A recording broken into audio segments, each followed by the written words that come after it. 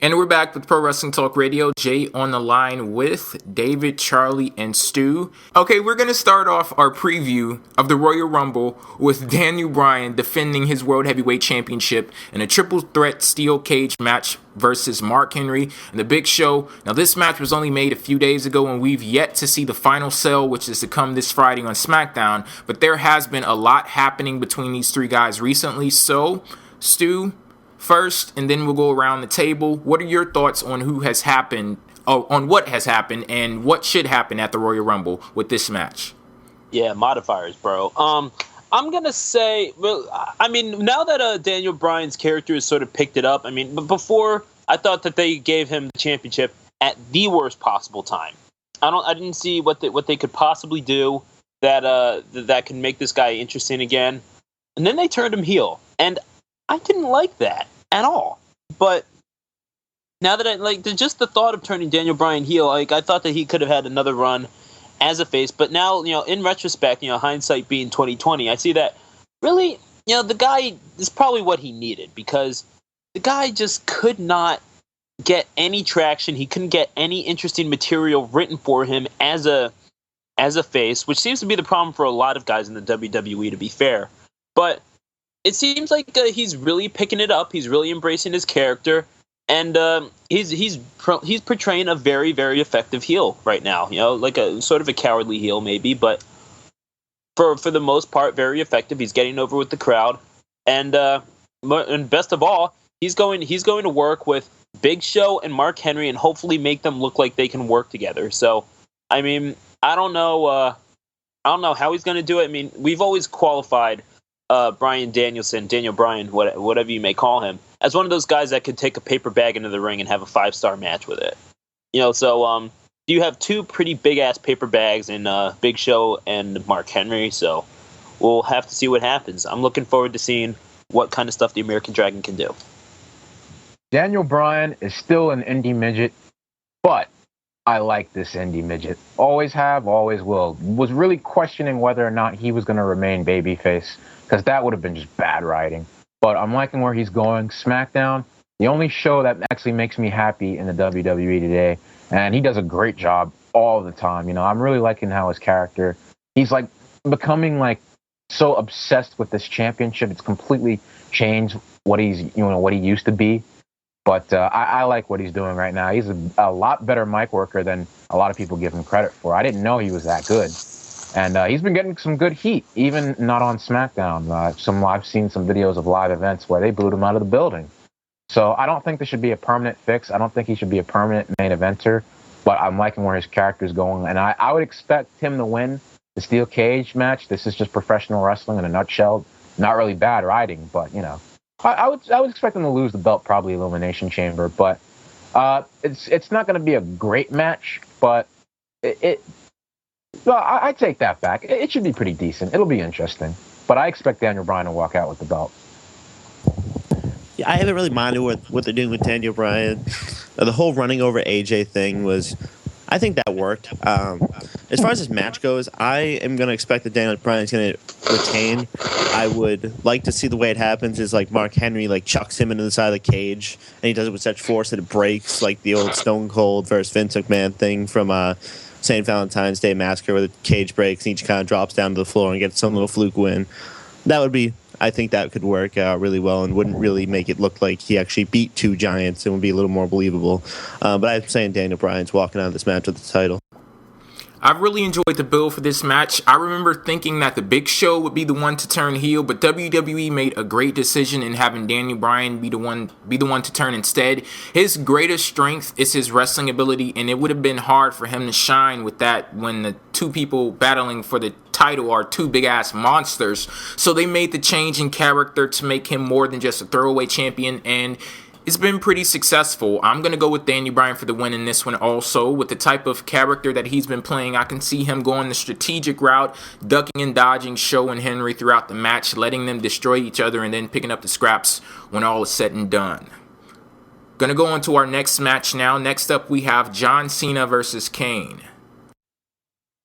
Oh God, this is a match. You know what? I'm really not. I must be the only person in the world not interested in this match. I'm just one of those people. Nope. I got you right here. Well, thanks for stealing my thunder. Now I have nothing to say. No, but seriously though, I must be one of the only people in the world that has next to nothing to say about this match. I just don't think that. I get that Cena really does try. I get that, but he just doesn't do it for me. And I'm one of those people that really. I started watching wrestling a little late, and I understand the nostalgic value of having Kane back in the mask and everything, how that's supposed to change his character. I just don't see it being that interesting, really, because it's okay, he's wearing a mask. We've already seen him without the mask, so what's the point of him going back into the mask? Is it like, it gives him superpowers like Abyss's magic ring? I don't get it. He's a Power Ranger. Oh my god. Hey, that's Sin Cata's job. He's a Kamen Rider. Please, let's not rip off yet another show. Right, we already have DBZ and Pokemon themed wrestlers, so. Don't remind him. Anyway, although I do think a Pokemon themed wrestler could work. Yeah, it'd work in getting the company out of business. But anyway, Pikachu from license to print money. Anyway, how do they manage to have two of my favorite wrestlers in a match that doesn't make me interested? This whole feud has been completely stupid. Like, Kane is trying to get John Cena to join the dark side. What idiot wrote that? This is the kind of stuff that makes people turn away from wrestling. I'm a fan of the 1980s time of wrestling. Bob Backlund is awesome. He's a great wrestler. I legitimately thought he was crazy and out of his mind when I was younger. I like those kind of gimmicks, but it doesn't work anymore. Too Cool Rikishi, I loved those when I was younger. Doesn't work anymore. This Kane join the dark side, Darth Vader, it feels so out of touch with the crowd. I don't think it's getting over. Kane is coming out the silence, which should be a problem. John Cena is getting booed as usual. It's just, I'm not interested. I don't even know what the stipulation is, but I expect John Cena to become Superman, hit the attitude adjustment, and win as usual. But hopefully we'll get a new thing in his character. I just want to see him more aggressive. I don't want him to actually kill the other wrestlers like what he did to Jack Swagger. I legitimately thought Jack Swagger broke his back, but hopefully we get some sort of development, because on the road to WrestleMania with The Rock, John Cena, they're building him as like he's too nice, and that's not going to get him to beat The Rock. And that kind of doesn't make any sense, seeing how The Rock hasn't competed in around 7 years. But anyway, I digress. See that role reversal I just did right there? But anyway, I'm expecting Cena to win. It's going to be a 2 to 3 star match. Don't really care, though. I could give a crap about this match. 2 to 3 stars, very generous. This is going to suck. Yeah. This has been corny. This has been booked very corny. We have a saying here in Boston that says, "Don't doubt the golden boy," referring to Tom Brady. This time I'm going to use that for John Cena. John Cena's winning this match.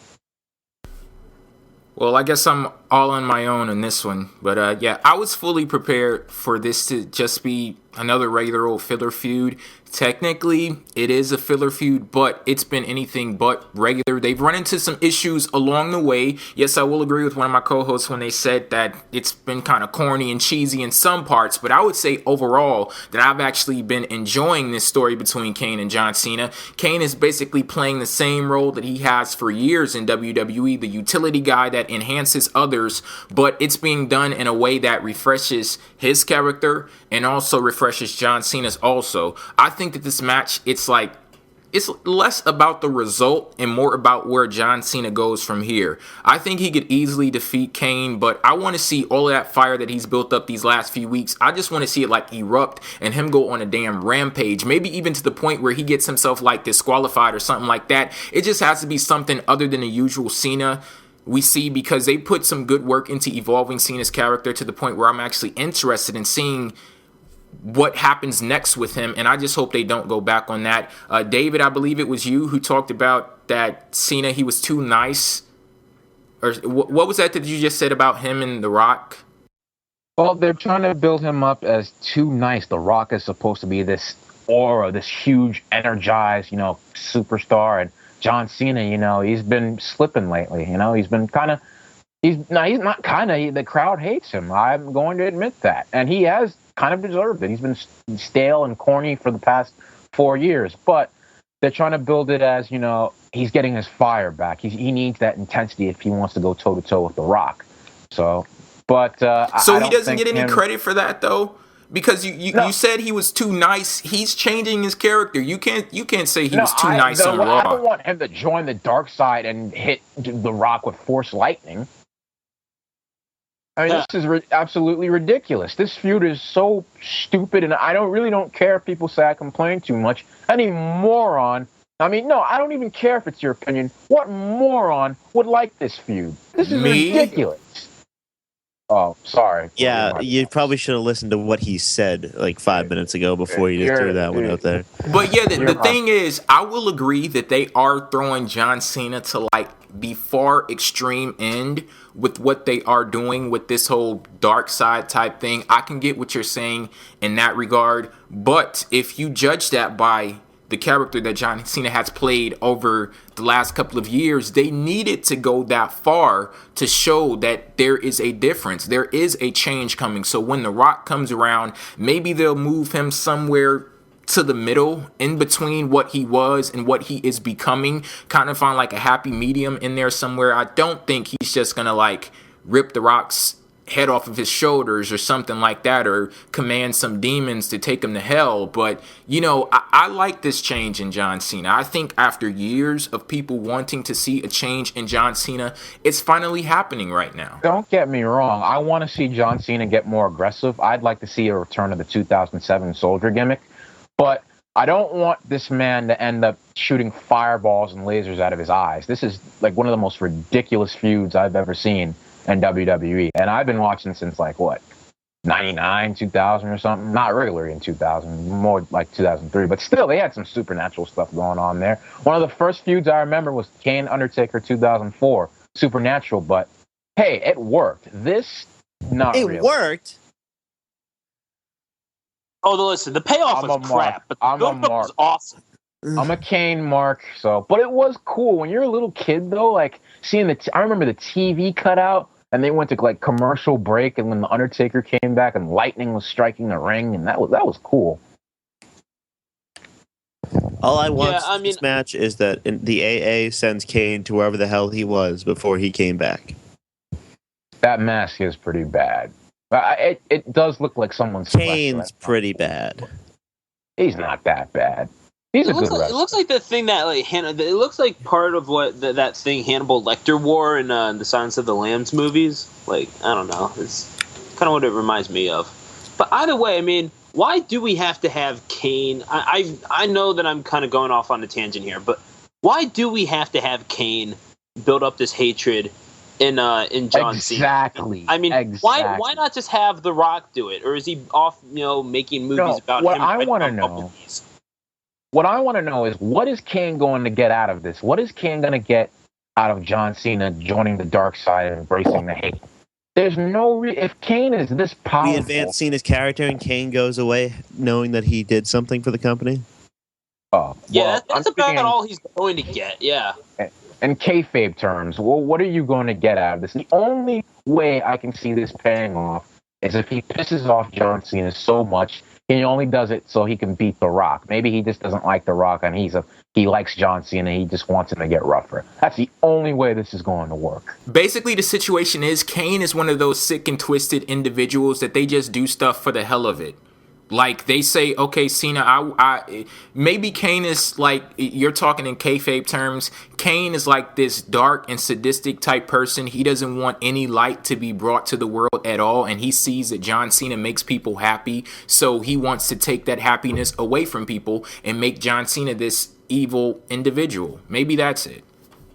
Okay, you're reading into this like it's freaking Pride and Prejudice or some shit. Like, goddamn. Yeah, Vince McMahon isn't that smart. Yeah. I'm going to give Vince a little bit more credit than you guys are. Hell no, not anymore. With the crap he's released in recent years, all this garbage that's on WWE television has to go past him. For him to even give the thumbs up to this kind of stuff, even consider this stuff and create. I wonder what a creative team meeting must be. Hey, Mr. McMahon, how about we have a storyline where Kane tries to make John Cena join the dark side? Oh, yes, I'd love that idea. What idiot would recommend that? But John Cena. Yeah, what idiot would recommend putting Kane in a feud with their number one star? Jesus.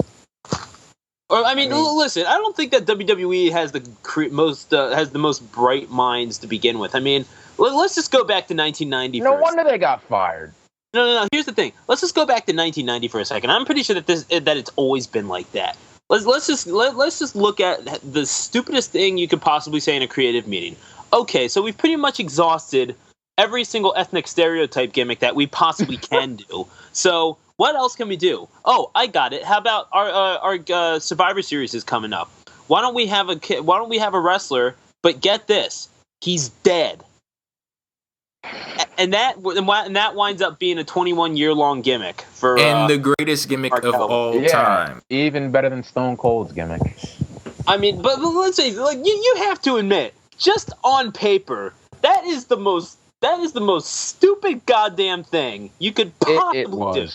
Yeah, but sometimes you have to take risks on things like that, because I would say, like, if I heard that idea, if I never saw The Undertaker a day in my life, The Undertaker never existed, and that idea came up today, I would say that shit is ridiculous also. But they took a risk on it, and it worked. And like I said, Undertaker's gimmick is greatest gimmick of all time. And The Undertaker, he always changed his gimmick. What I noticed, I wasn't born in 1990. I was born in 94, so I only remember Undertaker from like 97 onwards. What I do notice, though, is that every time he came back, if he got hurt or something or went on vacation, he came back with a slightly different character. Like Undertaker in 90 to 93, from what I'm seeing, is like, okay, full out zombie from hell, whatever. 95, 96-ish, more like a mortician. 99 and 2000, like the biker guy. 2004, dead man, a phenomenal spirit. You know what I mean? He's always altered it with subtle changes, kind of like Chris Unfortunately, Jericho. He altered it to the friggin' biker guy. I like that gimmick. That sucked. It probably should have been a different wrestler. I didn't think it was too bad. But it probably should have been a different wrestler, but that was a good gimmick. Shitty entrance music, but whatever. You didn't like Rollin'? Listen, okay, the one thing that I have learned in my 21 years of life is that anyone who is legitimately a Limp Bizkit fan is a spazzy piece of shit with nothing to live for. That is the one thing that I've learned. Favorite wrestling song when I was younger. Okay, we've gone from Kane and John Cena to Undertaker to the 90s to Limp Bizkit. I draw the line at Limp Bizkit, okay? So do I, Jada. So do I. Yeah, this match should have just been as simple as this is going to suck, and I can't wait for this to end.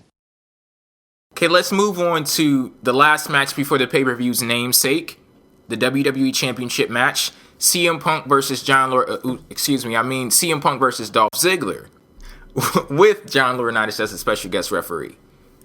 You think that Laurinaitis was the one Punk was fighting, but should I do it, Stu? Should I? Be my guest. CM Punk is a wannabe Stone Cold Steve Austin. I am not kidding anymore. At first, I was kind of doing this for fun, but no. That man is a horrible, horrible poor man's version of Stone Cold Steve Austin. How in the world could they let this go past the creative? Hey, why don't we remake the Austin versus McMahon feud? Why don't we do it in a watered-down version that a 3-year-old would probably call stupid and boring? And of course, they blew it so quickly. I mean, they've only been building this up for a couple of months. It took Austin like a year to fight McMahon. But with this, no, we're going to do it in a couple of weeks, couple of months. Don't worry about it. We're going to hit Laurinaitis. And Laurinaitis really hasn't done anything too wrong. I mean, at first, he was just being boring. And that's when Punk started getting mad. But then Laurinaitis kind of fought back and screwed him out of some titles. It's like, with Austin, Vince McMahon legitimately didn't like him. He wanted a corporate champion. He thought that The Rock was like, oh, yeah, this guy is like all corporate. He's exactly what I want in my champion. Austin, he's a stupid hillbilly. We don't want him. With Punk, it's like, okay, you have tattoos. Your boss is kind of boring. Okay. It's like, I don't feel any emotion here. It's watered down. It's boring, and it's just not good television. I would love to see CM Punk from July. That guy, that was actually cool. I wouldn't consider myself a fan, but that was good television. The one where he's rebelling against the status quo and he's being held down by the man. But this guy, this is the smart aleck version of John Cena. He's John Cena 2.0. No, and you know what? I think that you're absolutely right. And personally, I don't get this whole thing about hating CM Punk. I don't usually do this, but I'm going to call out the chat box. J-Dub, I really hope you're enjoying the various BJs that you're getting from these sheep of yours, saying that CM Punk completely sucks because they have no basis of comparison and absolutely no opinion other than yours. I really hope you're enjoying that, J-Dub. But here's the thing. Wait a minute. Hold on. Wait a minute. To get fired. If you think that everybody who listens to this show only agrees with me, then you got another thing coming. I'm not going to say that. This is probably the first thing that he hasn't been. So the people you do not know how many threats, how many messages people want me to go play in traffic. You just don't know. But go ahead and continue. I'm not gonna say that, but and here's the thing. I do get that people are bound to disagree with you. I had someone say to me that because I liked Paul London more than Scott Steiner, I was told to die in a car fire. So I know what you're talking about there. So here's the thing, though. When I see CM Punk's character now, I do see that it sucks. I absolutely agree. And you know what? That's what pains me the most, because 6 months ago, this is the best character that the WWE had to offer. This guy was an absolute freaking badass. Now you have a watered down, and David hit the nail right on the head. It's a watered down Vince McMahon versus Stone Cold Steve Austin. Everything's explained out. It's like because you wanted The Rock as being your corporate champion, you go ahead and you turn against Stone Cold Steve Austin, which the people absolutely want. Now you have people like John Laurinaitis, who's nowhere even close to being like Mr. McMahon in terms of charisma, and then you have CM Punk, who I really do believe has the potential to be one of WWE's great characters. I really do believe that, but he has to be his own character, not a wannabe Steve Austin. The problem is that you're drawing these comparisons when you're making a storyline so freaking similar to McMahon and Austin, which is just never going to be emulated at all. You're never going to do it.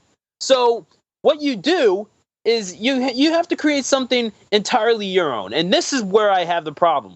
The WWE's creative staff needs to be fired. Absolutely, just shove them out the door. I don't care what the hell you have to do. Push them off the Golden Gate Bridge. I don't care. Whatever gets them out of the creative team's office. Because this guy, you took CM Punk's character in the span of 6 months and turned him to shit. You took John Laurinaitis and put him on television, and that alone should be unforgivable.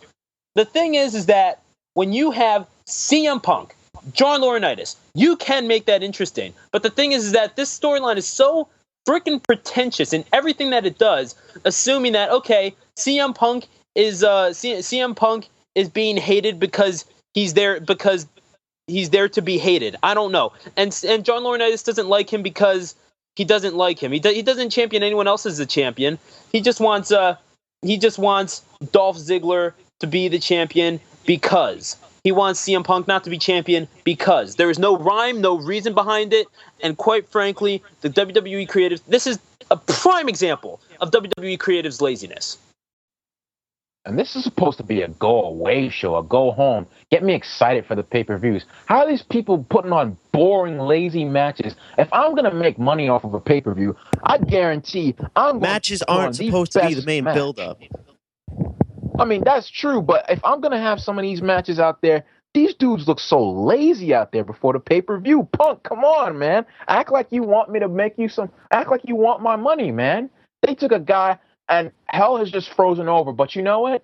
How in the world can you screw up a man like CM Punk? As talented as the guy is, he's still an indie vanilla midget, but as talented as a guy he is, and screw his character over from July. And a lot of people are saying, oh, stop complaining, though. He's still the best wrestler. Oh, shut your behind up. The guy's horrible. He's John Cena 2.0. Do you really want another guy like that? I like Cena, but he's been stale since 2008. They've lost 15% of their viewership. Go look it up. I'm actually going to post it in the chat box in a minute. They've lost 15%. That is a problem. And they do this every single night. Rehashed, feuds that have been long gone from decades ago.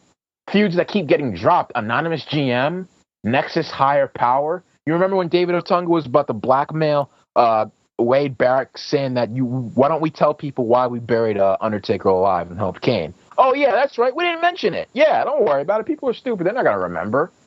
all these storylines they missed out on.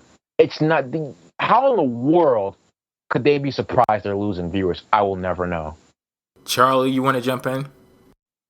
Well, I would like to start off by addressing the vanilla midget thing because I've officially gotten tired of that insult, and I will officially start saying every time there's a short white guy in a match, he will be called a vanilla midget. Just calling that right now. Speaking of which, we are previewing the match of the vanilla midgets because Dolph Ziggler can fall into that category as well. This match should be very good. I did enjoy Punk the past 2 weeks. Although I don't understand why he GTS Laurinaitis on Raw. They could have done that on the pay-per-view. Had Ziggler made the save before the GTS, that would have been a little bit better. But overall, this is gonna be pretty good. I'm definitely gonna enjoy this match. This is gonna get a lot of time, so be prepared. I think Punk's walking out of this with the title, and we'll see where we go from here.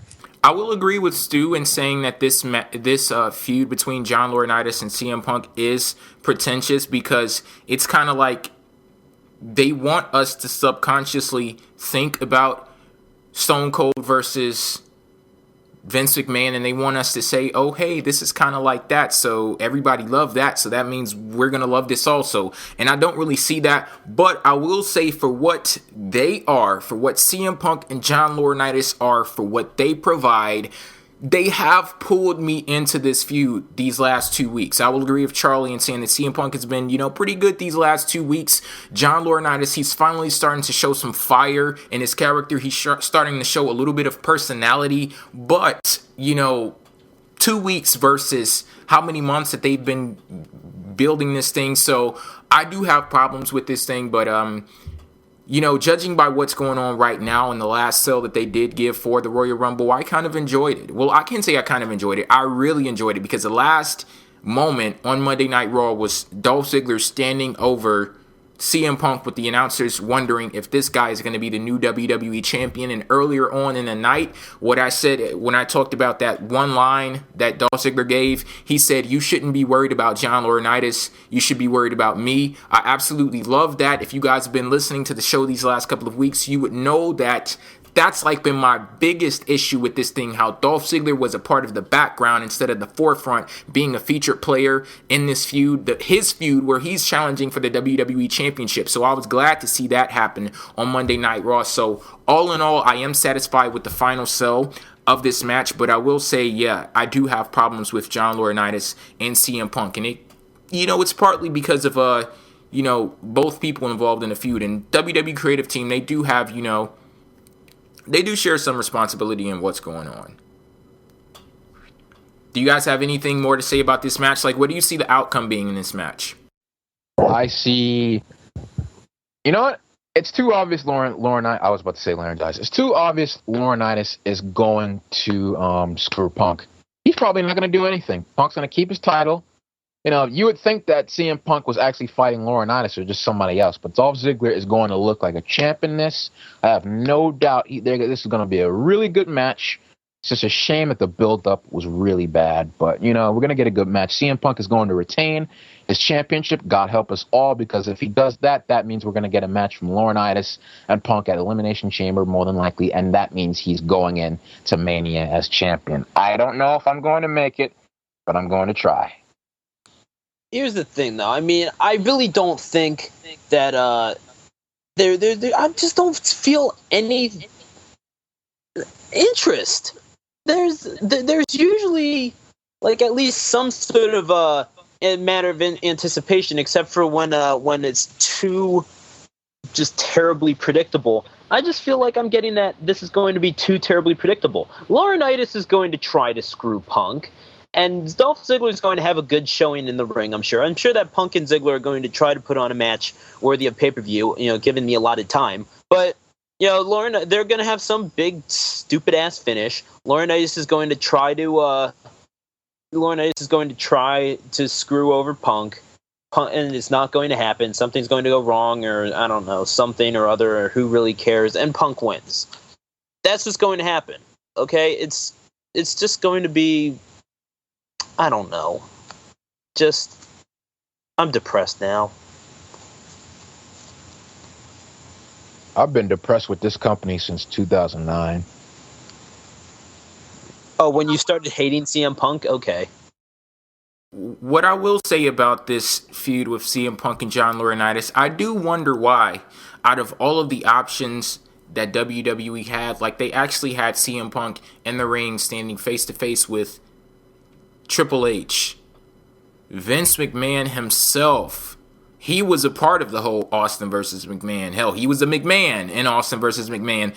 But out of those two options, they pick somebody else. They pick John Laurinaitis. So it's kind of weird as to why they would go with him to be with the guy that's, supposed to be the second coming of Stone Cold Steve Austin. It's pretty weird to me. But anyway, moving on to the Royal Rumble match itself. This is going to be a 30-man Royal Rumble, and the winner will go on to have a title match of his choosing at WrestleMania 28. Remember when this was billed as the main event of the WrestleMania you were winning? Yeah, really. See, I'm the one who brought that up, and I. If they say move on to the main event at WrestleMania, I'm officially turning the stream off. Oops, I mean the pay-per-view on my TV. Fuck. Exactly. It's like, God, I want the $45 that I didn't pay back. Okay, well, Stu, what do you see happening in this match? I see 29 people being thrown over the top rope, leaving one person remaining as the winner. Okay, who do you want that one person to be? Shit, I don't know. Give me time on this. Next. David? All right. I'm calling it right now. John Morrison is going to return, win the WWE Championship, and hold it for a decade. I quit. Okay, seriously. So on a serious note, John Morrison's going to win and hold it for a month. No. Okay. Chris Jericho. My top pick is Chris Jericho, especially after that promo he cut of it's going to be the end of the world. More than likely, he's going to fight Punk. If not, I'm looking at Sheamus and or Randy Orton. I'm assuming a babyface might win the Royal Rumble, but the thing is, Miz, he's not going to win, but they put him at number one for a reason. They want to make him look good, and I think he's going to fight Mick Foley at WrestleMania to put Miz over. Oh God! I know, but I think that the Miz is going to make it to the last four, and he's going to brag about it. Lesnar Part 2, people. Yeah, yep. Really. God. Oh my God. No, and you know what? What you just said, it actually makes perfect sense. The Miz might fight Mick Foley at WrestleMania, and oh God, do I even want to do the rest of the show now? Yeah, honestly, I could see a guy like Sheamus or maybe Wade Barrett. Oh, I'm sorry, Wade Barrett winning, but Wade Barrett. Yeah, my name is Wade Barrett. I'm a bare knuckle fighter from Manchester, England. Anyway, I don't know. I gotta say, although I do think that a guy with an outside shot, to be honest with you, R-Truth. I'm going to be honest with you. That better be very outside. Very outside shot. I know, but you know what? I always make one. A brother winning a Royal Rumble in this day and age. I always make a little bit of a crazy prediction, but I really do think for some, I would love to see R-Truth win it. To be honest with you, that'd be awesome. Because I really, I'd love to see a black man win a Royal Rumble. Pun intended would be awesome. Pun intended. I ain't gonna let no black man win a Royal Rumble no more. Okay. I'm fired. Chat 55. Okay, so I'm not picking R-Truth. I will say the number one entry is overrated. Okay, we'll move on now. I would like to see Brodus Clay come in too and throw him out in 15 seconds. That's just me though. My pick, I'm not picking Orton because he's coming back this week. I don't think they would do it without the whole surprise thing. I could see Wade Barrett doing it, but my pick is going to be the vanilla midget, Chris Jericho. He's not a vanilla midget. He's 6. He's a Canadian vanilla midget, and he admitted he's 5'10" in his book. Yeah, exactly. Okay, we have a lot of options as to what's going to happen in this Royal Rumble match. Do? Yes. I don't think so. Yeah, we I do. think there's a solid 5 people that could win it. I would consider 5 a lot. Yeah. Okay. But the person that I'm going with to win the Royal Rumble, the guy that you all just made fun of, Wade Barrett. That's the person I want to win the Royal Rumble. That's not a bad pick. I want him to go on and face CM Punk at WrestleMania for the WWE Championship. Because I believe that if you look at people like Alberto Del Rio, if you look at The Miz and see how they've interacted with CM Punk or how he's interacted with them and completely just trashed them and threw them off to the wayside, I don't think that can happen with Wade Barrett. Because I don't see something that CM Punk, like, yeah, he can make fun of his voice or something like that. He can talk about how his nose is crooked or something like that. But I see Wade Barrett as being like the badass ultimate heel. I think he's so close to being at the top level in WWE. He just needs like one more moment to catapult him to main event status. Out of all that has happened with him and Randy Orton, that's been great in elevating Wade Barrett's status in WWE. I just feel like he's one moment away from breaking into the main event. And the pay-per-view is in St. Louis, Missouri. It's Randy Orton's hometown. Randy Orton is coming back to SmackDown this Friday. It would be amazing if Randy Orton and Wade Barrett were the last 2 guys in the ring and Wade Barrett eliminates Randy Orton in his hometown. I want to see that happen. That man preaching. Y'all better listen. I really want to see that happen. I actually told a friend that I would love to see Wade Barrett win the Royal Rumble and fight CM Punk, because Punk can't really say anything too much bad about Wade Barrett. Not the match would be sloppy as hell, but the promos would be really good. The build-up would be great, and especially just what J-Dub said, if he eliminated Randy Orton in his hometown, you can't get more heat than that. He'd be talking about that forever, and that would be a really good feud. I'm really liking Wade Barrett. I think he needs to get a little bit better in the ring, but I think this is our next top heel of the company. I'm not saying he's going to be Triple H, but he's going to be put into a position like Triple H. I think that he's not going to screw the boss's daughter. She's married, unless he decides to have an affair. But he is going to be a top heel for years to come. I can see it. He has the promo skills. He can get heat. He did that with the Nexus. He can lead a stable. His in-ring work isn't that bad. I think it needs to get better, but this is the guy. This is the guy they're looking for. Yeah, I can just envision CM Punk and Wade Barrett's promos and CM Punk going the little joke route, saying something about his nose, and Wade Barrett saying like, yeah, my nose is screwed up. It's because I'm a badass. How about I make yours look the same way? Like, I could see Wade Barrett saying something like that. I could see Wade Barrett putting CM Punk in his place. And I think whatever happens with this Royal Rumble, and if CM Punk is to be the WWE champion at WrestleMania, he needs a strong opponent. He needs a really strong opponent that they can, have some great storylines with and also have some great matches. I believe that Wade Barrett, he is an option there. I could see Chris Jericho winning also. I think if you want to go with the safe bet, you probably would say Chris Jericho, because I think he needs a big moment also. He needs a big moment to put this last month into perspective. So something big, you can mark my words, something big is going to happen with Chris Jericho this Sunday at the Royal Rumble. Or at least let me say something big better happen with Chris Jericho, because they need something that's going to get people talking and get Chris Jericho talking also. So it needs to be something that happens at the Royal Rumble that catapults Chris Jericho to a big moment the next night on Monday Night Raw, where everything is put into perspective and he can go on the road to WrestleMania. I kind of don't want him to win the Royal Rumble because it's going to be obvious he's going to put over CM Punk. How many Royal Rumble winners have lost? Okay, I'm tired of people wasting their money, and these guys don't win. Sick of that. Okay, if we're talking about people winning the World Heavyweight Championship or the WWE Championship or whatever, I just don't see.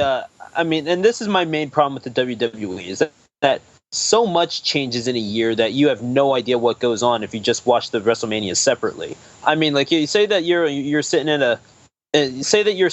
in like your friend's house or something like that, and you're watching just a bunch of wrestling DVDs. You're going through like a marathon, like your favorite WrestleManias. You get to WrestleMania 27, and you see a show that includes Wade Barrett jobbing and his stable, the core, a stable that had the tag team and intercontinental champions jobbing out to the Cobra. And then you also have Daniel Bryan, which, what did he do on that show? Oh, yeah, that's right. He wasn't on the card even though they advertised him. Even Sheamus of all people. Yeah, exactly. Daniel Bryan versus Sheamus, a match that would have torn the house down, by the way. And I'm pretty sure that I've already, if you guys really want to know my opinion on that, I refer you to some of my past screaming rants into the telephone. But then you go to WrestleMania 28 and you see Daniel Bryan as World Heavyweight Champion and Wade Barrett fighting for the WWE Championship. What in the world happened?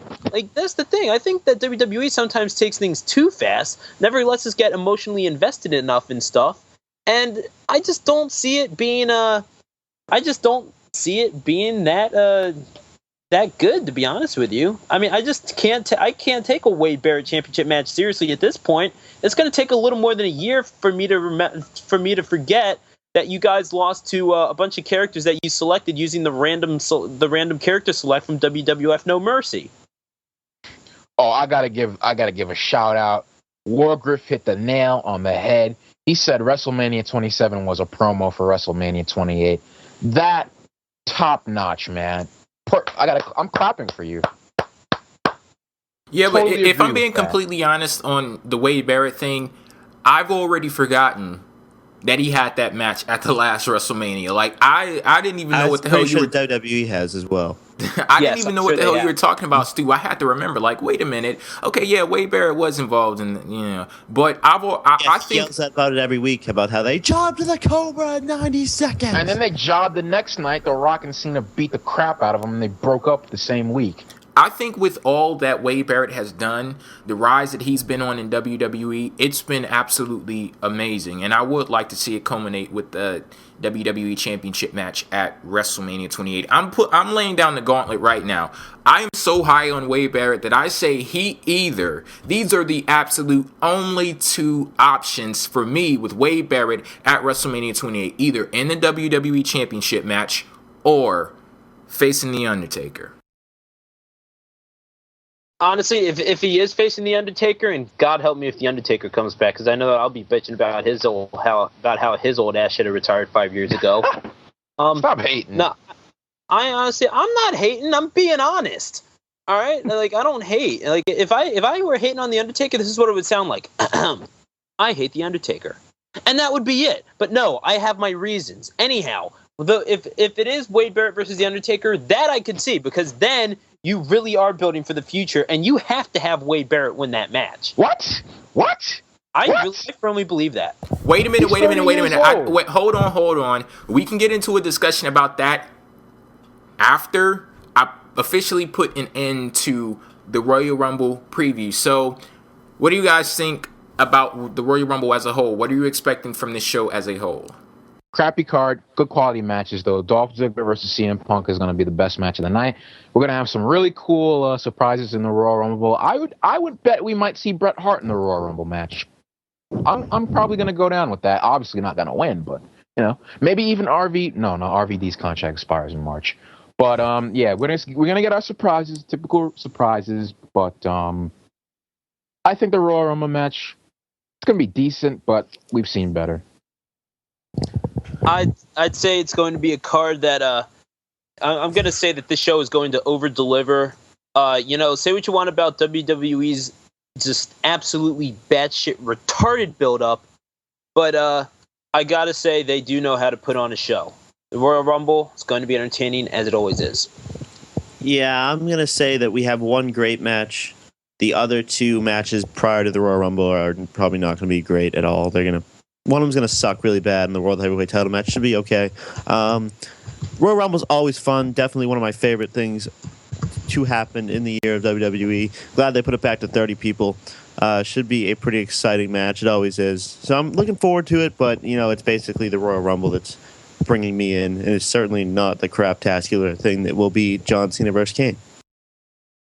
Well, I am interested in John Cena versus Kane. I'm actually interested in all of the matches that I see on the card right now, and of course the Royal Rumble is the Royal Rumble. It's going to have all of its exciting moments and all of that, and I am really looking forward to this show. Now, I'm interested in the drugs you're in. I was going to say we'll talk discuss about that after the break. but there's nothing to During the discuss. break, So yeah, there's nothing to discuss. But he lying.